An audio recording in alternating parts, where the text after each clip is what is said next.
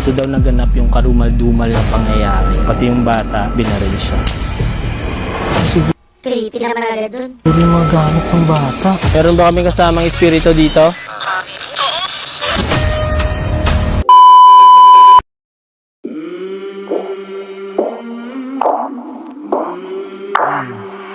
I came from the mud. There's dirt on my hands. Dito daw naganap yung karumal-dumal na pangyayari. Pati yung bata, binaril siya. Creepy naman agad dun. Pwede magamit ng bata. Meron ba kami kasamang espiritu dito?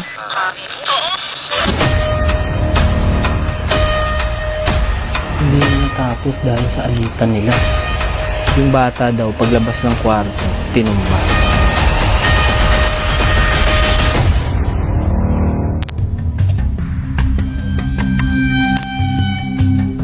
Hapon na nang papunta kami sa lokasyon.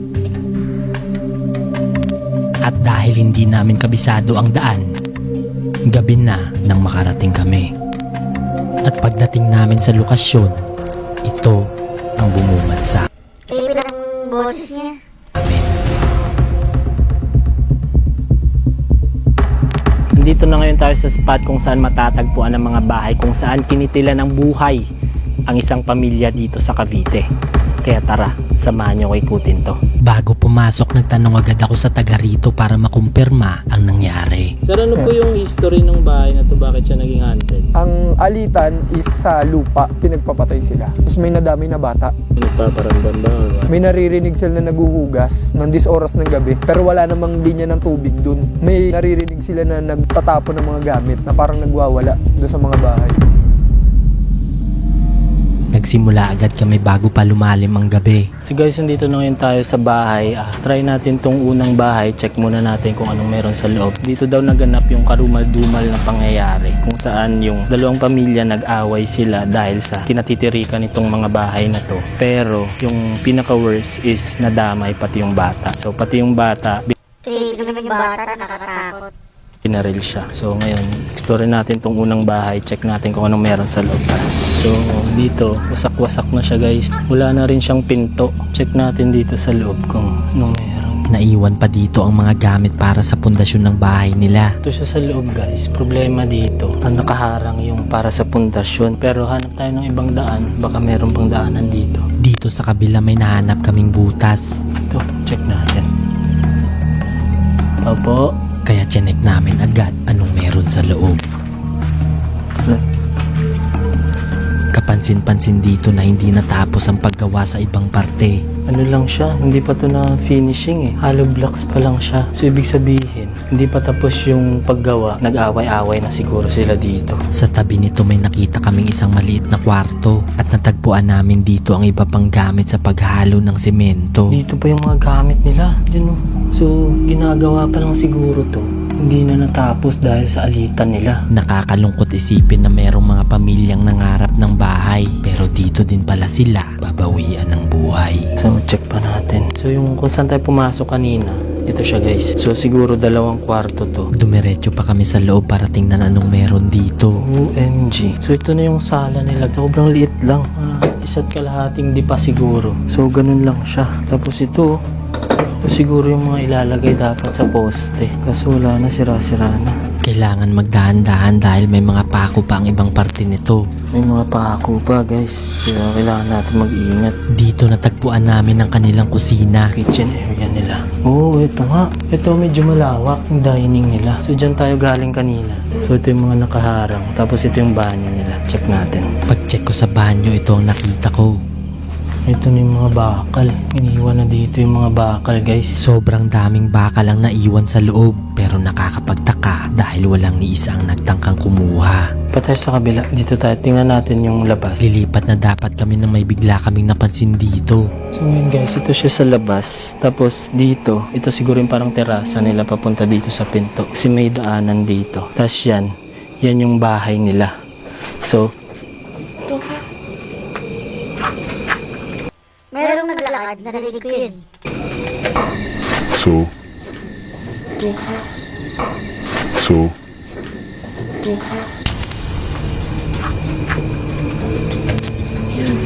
Sino Sinubukan kong tawagin kung may tao, Opo. pero wala akong narinig na sagot.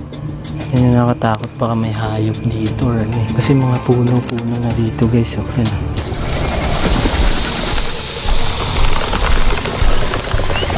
Dito medyo nag-iba na ang aming pakiramdam at hindi kami sigurado bakit kinikalabutan kami dito. Matay balahibo ko.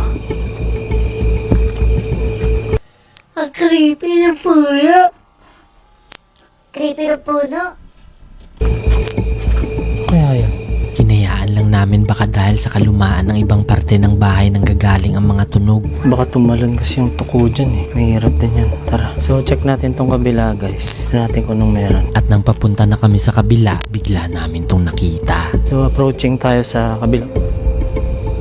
Oh my god. Mga gamit ng pumanaw dito. OMG. Sinilas pa ng bata. Batman pa oh. Ang kalat yung gamit nila dito guys. Ito siguro yung mga gamit ng bata. Mga tsinelas nila nandito. Nagkalat ang mga gamit nila dito sa labas at walang ni isa ang nagtangkang kumuha. Mga gamit sa bahay. Yun, medyo creepy. Ito pa yung mga gamit yan. Makikita nyo dito. Iwan lang nila. Pati tsinelas, mga laruan nandito guys. Napapaligiran na rin ito ng mga malalaking puno na animoy nakabantay sa mga bahay. Sobrang lalaki ng puno dito guys. Tapos dito sa likod, sobrang lawak. Yan, kita nyo dyan. Sobrang lawak ng likod niya guys. Kasi yung bahay na to, yung likod niya, sin-farm na talaga. Pero wala nang pumupunta. Nayaan na lang dito. Ito meron pang keyboard guys. Yan oh, grabe nagkalat lang dito. So yung mga gamit nila dito sa labas. Pero check natin dito sa loob kung meron pang mga gamit. Habang tumatagal, mas lalong lumalala ang kilabot namin dito. Matay na yung balahibo ko.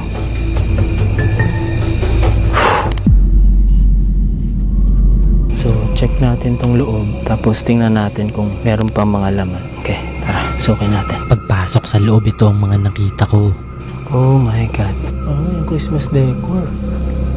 So, nakapag-celebrate pa sila ng Christmas pala dito, guys. Nakakalungkot isipin na yun na siguro ang huling Pasko na magkakasama sila dito.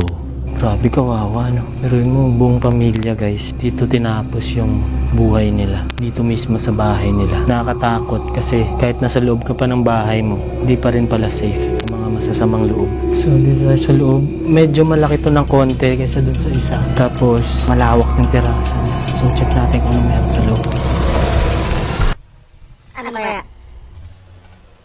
Ang dinaanan ng dilubyo ang bahay na to. So, hindi ko sure kung dito inano yung bata or sa kabila. Kasi wala na akong makitang kwarto dito. So, feeling ko, giniba na rin kasi yung mga hollow blocks niya, sira-sira na rin. Pati ang bubong nito unti-unti na rin nabubulok ng panahon. Pati yung mga kahoy na nag-guide sa bubong, wala na rin, sira-sira na rin. Sa unang tingin, animoy bahay lang ito na inabandona. Pero pagtingin namin sa taas, meron pa rin pala itong naiwang pakas ng trahedya. May bakas sa taas. Oh. Dito may mga bakas guys. Yan. Kulay pula siya. Sa taas. So nandito pa yung mga bakas. Gaging crispy dito guys. Habang nag-iimbestiga, bigla kaming may narinig na kakaiba. Tapos yan lang yung mga gamit nila. Oh. Mga sablayan siguro to ng mga kung ano.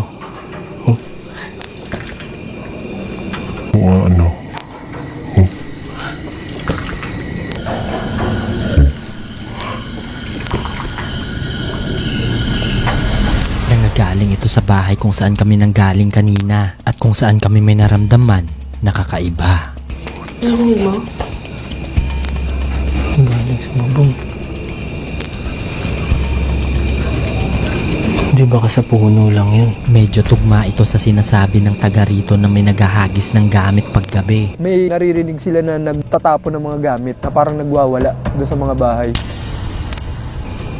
Sa puno lang siguro. Nagpatuloy lang kami dahil baka mga sanga lang ito na nalalaglag sa puno. Pero iimbestigahan namin tumamaya kung aling tsore ang magtutugma sa sagot ng spirit box. So dito, sa labas, sa gitna lang nito, dito yung banyo siguro sira-sira na rin kasi dyan pa yung bowl nila eh. So yun guys, ganito lang siya dito. Pero ang creepy kasi wala na talagang pumupunta. Kasi ano yung puno, medyo creepy yung puno guys. Check natin doon. Lilipat na dapat kami nang bigla kaming may narinig na kaluskos. Balik tayo sa loob. Ito. Creepy naman kasi sa lugar na yan. Kanina pa yan dyan ah.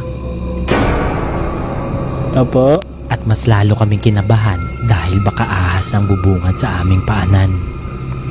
Baka yung galing sa taas. So testing natin. Try natin mag-investigate kung may sasagap tayo ditong frequency. Pero baka dito yun galing. Laki ng puno eh. At maya-maya lang, bigla naming narinig to. Check natin kung may masasagap tayo dito. Parang iyak. Masasagap tayo dito. Masasagap tayo dito.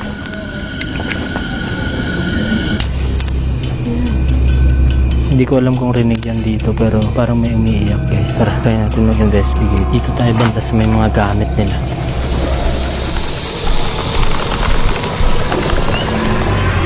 So guys, try natin mag-investigate dito kung meron tayong makukuhang frequency or masasagap tayo dito. So meron tayo ditong EMF and of course meron tayong spirit box. So try muna natin dito sa EMF kung meron siyang mapipick up. Umpisa pa lang pumapalo na agad ang EMF namin dito. Gagin dito yung bug. Dito siya malakas sa bug. At mas lalong lumalakas ito pag tinatapat namin sa bag ng bata. Yan, pumapalo siya dito. Meron ba kaming kasama dito? Putsang gala. Isa itong factor na baka may naiwang imprint dito ang dating may-ari ng gamit. Ibig sabihin, may naiwang enerhiya ang mga pumanaw dito dahil sa malagim nilang sinapit.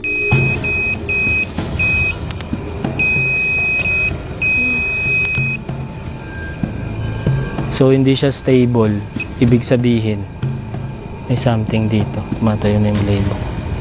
Kayo ba yung mga nagpaparamdam dito? Dito talaga. Dito talaga sa bag. Nagtutugma ang reading ng EMF sa mga sinasabi ng taga rito, kaya sinubukan ko magtanong. Kung nandito ka, pwede ka ba namin makausap gamit ang spirit box? Kung oo, paabutin mo hanggang pula tong dala naming EMF.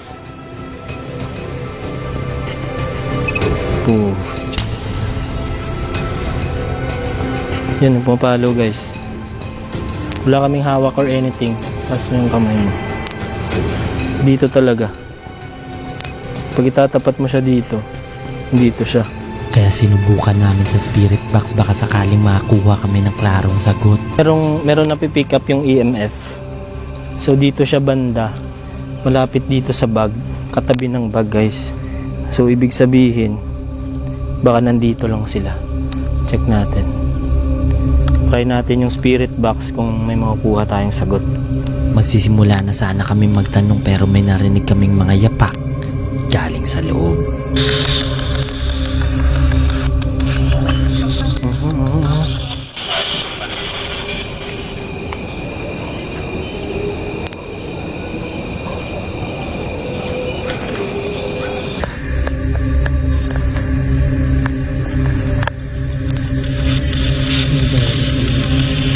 Narinig ko kaya nga. Dinidyan ko kaagad eh. Meron ba kami kasamang espiritu dito? Unang tanong pa lang ito agad ang aming nakuha. Meron ba kami kasamang espiritu dito?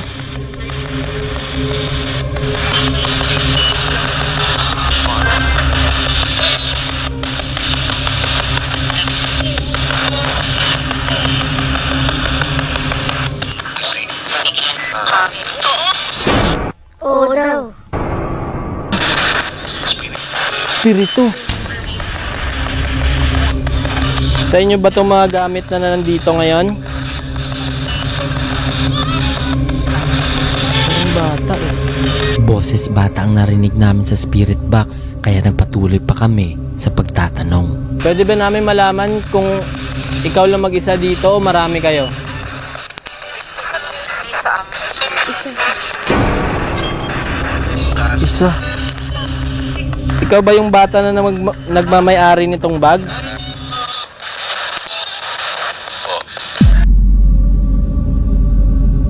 At nang tinanong namin kung pwede siyang ipagdasal, Gusto mo bang ipagdasal ka namin?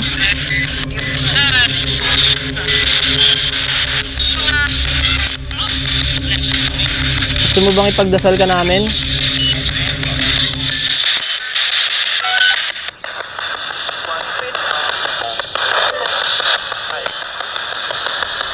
Hindi.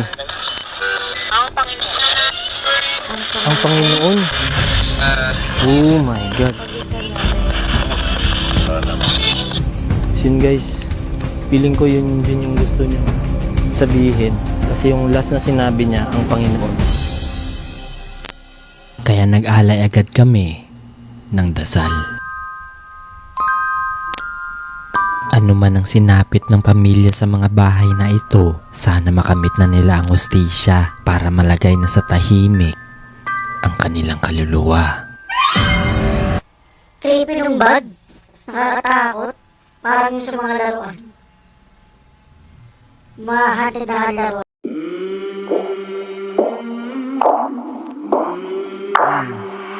I came from the mud. There's dirt on my hands.